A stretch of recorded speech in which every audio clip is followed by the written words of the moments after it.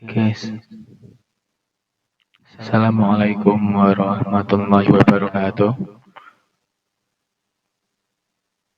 Ya, kali ini kita langsung aja eh, akan mempelajari teks prosedur. Jadi ada 4 teks yang akan dipelajari pada mapel bahasa Indonesia kelas 11 semester 1. Ada 4 mapel yang akan dipelajari untuk mapel bahasa Indonesia kelas 11 semester 1. Nah, kali ini kita akan belajar tentang teks prosedur. Ya, ini materi yang secara umum ini sudah dibuat seringkas mungkin. Mari kita cermati bersama.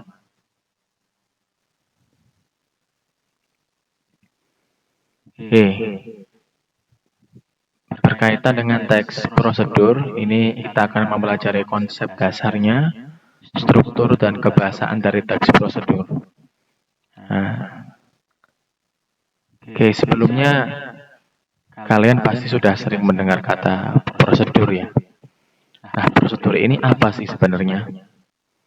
Nah, arti prosedur menurut KBBI Luring itu adalah tahap kegiatan untuk menyelesaikan suatu aktivitas atau metode langkah demi langkah secara pasti dalam memecahkan suatu masalah. Nah, dari sini sudah terbayang teks prosedur itu nanti isinya seperti apa. Nah, seperti apa teks prosedur itu? Kita lihat contoh di sini. Nah, ada teks berjudul Cara Menghidupkan Komputer. Dalam pengoperasian komputer, kita harus mengikuti setiap prosedur bagaimana cara menghidupkan komputer dengan benar. Untuk menghidupkan komputer dengan benar, ikutilah langkah-langkah berikut. 1.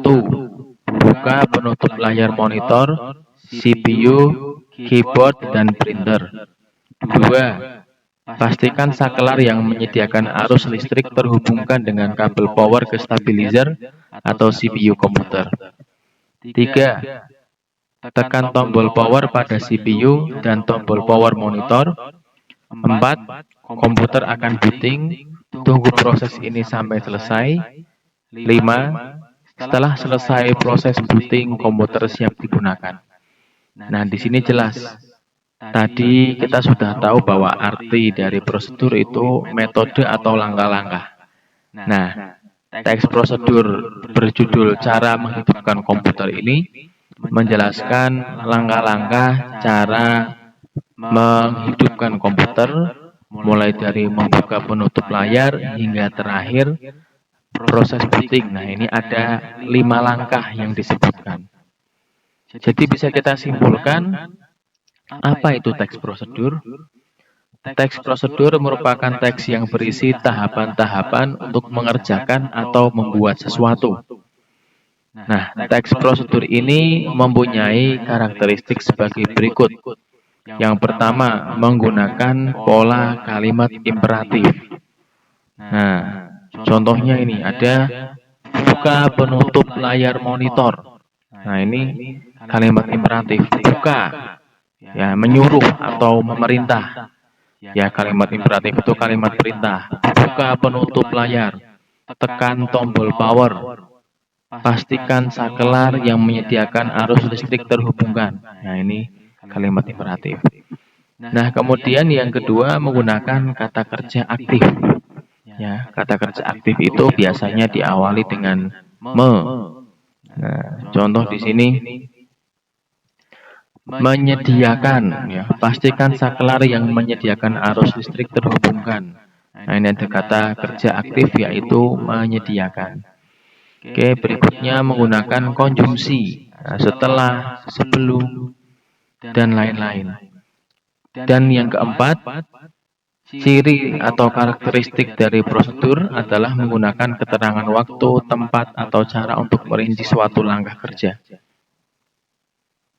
Oke, next. Berikutnya struktur teks prosedur. Struktur teks prosedur ada tiga. Yang pertama tujuan, yang kedua langkah-langkah, yang ketiga penegasan ulang. Tujuan ini berisi penjelasan umum, ya, dan apa yang mau dicapai dari mengerjakan langkah-langkah yang ada di dalam teks. Ini tujuan. Ya, nah di sini contohnya dalam pengoperasian komputer kita harus mengikuti setiap prosedur bagaimana cara menghidupkan komputer dengan benar. Untuk menghidupkan komputer dengan benar, ikutilah langkah-langkah berikut. Ya, gampangannya pengantar lah. Tujuan itu semacam pengantar. Jadi memberikan gambaran kita itu mau ngapain. Nah ini kan mau mengoperasikan komputer, makanya ada kalimat untuk menghidupkan komputer dengan benar, ikutilah langkah-langkah berikut. Nah kemudian di sini yang kedua ada langkah-langkah. Nah, ini langkah-langkah jelas isinya tahapan-tahapan secara runtut, ya secara urut dari satu kegiatan berikutnya. Nah ini teks prosedur ya, jadi sifatnya sistematis, urut. Nah ini untuk langkah-langkah yang sifatnya itu kerja. Tapi kalau yang langkah-langkah yang misalnya tips-tips atau kiat-kiat itu tidak harus urut. Ya, jadi teks prosedur itu bentuknya ada dua. Yang pertama itu berbentuk langkah kerja, yang kedua berbentuk tips ya atau cara-cara atau kiat-kiat. Kalau yang namanya langkah-langkah ini harus urut. Tapi kalau tips ya misalnya kiat menghilangkan stres ini dalam penyusunan langkah-langkahnya tidak urut pun tidak apa-apa. Ya, itu struktur langkah-langkah. Kemudian penegasan ulang. Nah, ini contohnya. Jadi penegasan ulang itu isinya tambahan ya atau tambahan atau mungkin tips-tips atau cara-cara bagaimana supaya langkah itu tambah sukses, tambah bagus, tambah benar. Nah, contohnya setelah proses booting selesai, sebaiknya pengguna komputer merefresh komputernya dulu dengan menekan tombol F5 di keyboard. Tindakan ini dilakukan dengan tujuan untuk membuat komputer lebih segar dan siap digunakan untuk berbagai aktivitas. Nah, ini penegasan ulang. Contohnya seperti ini. Ya. Baik, berikutnya kebahasaan dari teks prosedur. Kaidah kebahasaan teks prosedur yang pertama ada kata kerja perintah. Nah, contoh kata kerja perintah, tekan, bukalah, tutuplah, ya, atau mungkin jauhkan, dekatkan, bukalah, hindari. Nah, bisa dengan kata kerja dasar, bisa dengan kata kerja dasar ditambahkan imbuhan i, misalnya hindari, atau bisa misalnya kata kerja dasar dengan imbuhan kan, jauhkan, buatkan, atau kata kerja dasar dengan lah, intinya tutuplah. Ini contohnya, tekan tombol power pada CPU dan tombol power monitor. Nah, ini kata kerja perintah di dalam kalimat perintah. Kemudian, kaidah kebahasaannya yang kedua yaitu kata teknis. Contohnya, buka penutup layar monitor, CPU, keyboard, dan printer. Nah, ini ada monitor, CPU, keyboard, dan printer. Ini adalah kata-kata teknis. Kata-kata yang berkaitan dengan bidang ilmu tertentu. Karena prosedurnya itu tentang cara menghidupkan komputer, tentu saja kata teknisnya ya hal-hal tentang komputer, misalnya monitor, CPU, keyboard. Nah, ini namanya kata teknis. Kemudian yang ketiga kata hubung, konjungsi penambahan. Ya. Nah, contohnya selain itu, selanjutnya, kemudian, lalu, setelah. Nah, ini contoh di sini ada setelah selesai proses booting, komputer siap digunakan. Ya, ini kata hubung ini supaya antara satu langkah dengan langkah berikutnya itu terasa nyambung, tidak terpisah. Kemudian yang keempat ada kata-kata persuasif. Kata-kata persuasif itu ya secara sederhana kita bisa mengartikannya ajakan halus atau menyuruh orang tapi dengan cara yang halus.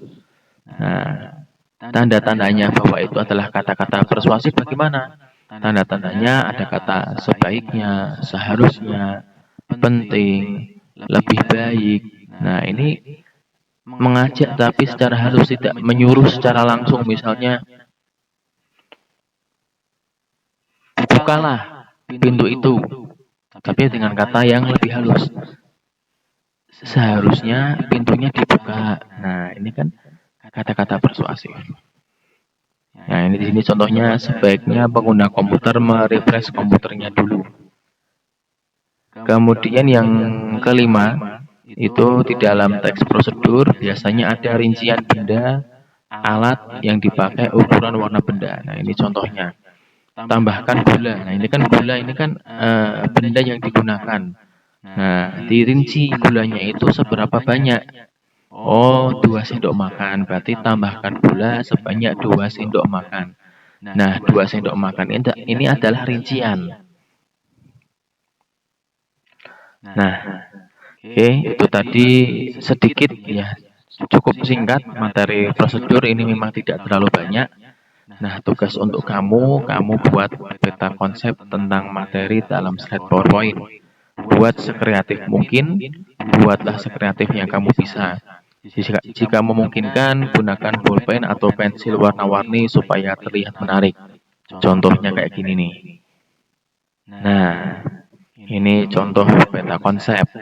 Nah, buat semacam ini, kalian menggunakan kertas polos, ya pakai kertas HVS, pakai kertas F4 boleh, A4 juga boleh, pokoknya kertas putih polos. Ya, kertas gambar yo silahkan, pokoknya kertas putih polos. Nanti berarti dikumpulkan di minggu ini saat berangkat ya. Dikumpulkan minggu ini saat berangkat. Yang berangkatnya hari Senin ya berarti mengumpulkan hari Senin. Yang berangkat hari Selasa ya mengumpulkannya hari Selasa. Oke? Ya. Cukup?